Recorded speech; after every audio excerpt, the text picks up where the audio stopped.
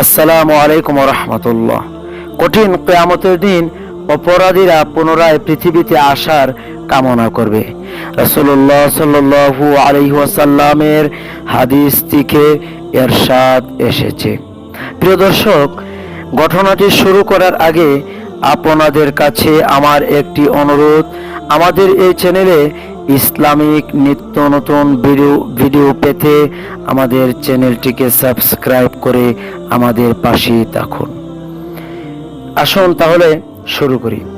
প্রিয় নবী সাল্লাল্লাহু আলাইহি ওয়াসাল্লাম ইরশাদ করেছেন যে আল্লাহ তাআলা পবিত্র কোরআনে বলেছেন, হে রাসূল, আপনি যদি তাদের সে সময় দেখেন যখন তাদের জাহান্নামের কিনারায় দাঁড় করানো হবে, তখন তারা বলবে, হায়, যদি কোনো উপায়ে পৃথিবীতে ফিরে যেতে পারতাম তাহলে আল্লাহর আয়াতকে মিথ্যা প্রতিপূর্ণ করতাম না এবং ঈমানদারদের সাথে শামিল হয়ে যেতাম। যে সত্যকে তারা এতদিন চাপা দিয়ে রেখেছিল তা বাস্তব রূপে ধারণ করে সামনে উপস্থিত হবার দরুনই তারা এরূপ বলবে। নতুবা তাদের আবার আগের জীবনে ফিরিয়ে দিলে আবার তারা সেসব কাজই করবে যা করতে তাদের নিষেধ করা হয়েছে। তারা তো মিথ্যাবাদী। তারা বলতো যে দুনিয়ার জীবনই একমাত্র জীবন, মৃত্যুর পর আর কখনো জীবিত হব না। আপনি যদি তখনকার দৃশ্যও দেখেন, যখন তারা তাদের প্রভুর সামনে দণ্ডায়মান হবে, তাদের প্রভু তাদের জিজ্ঞেস করবেন, এসব কি বাস্তব সত্য নয়?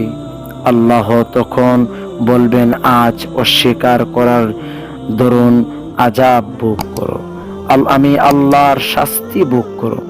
আল্লাহর সামনে উপস্থিত হবার খবরটিকে যারা মিথ্যা বলে উড়িয়ে দিয়েছিল তারা আজ ক্ষতির সম্মুখীন। হঠাৎ যখন নির্দিষ্ট সময় এসে যাবে তখন তারা বলবে, বড়ই দুঃখের কথা, আমাদের বিরাট ভুল হয়ে গেছে। নিজেদের পিঠে সেদিন তারা গুনাহের বোঝা বয়ে নিয়ে চলবে। দেখো কেমন মন্দ বোঝা এরা বইছে। তখন কঠিন কিয়ামতের ময়দানে আল্লাহ তাআলার পক্ষ থেকে কোনো সুসংবাদ পাবে না।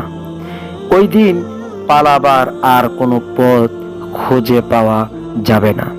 প্রিয় দর্শক, আল্লাহ তাআলা আমাদেরকে দুনিয়াতে পাঠিয়েছেন আল্লাহর ইবাদত বন্দেগী করার জন্যে।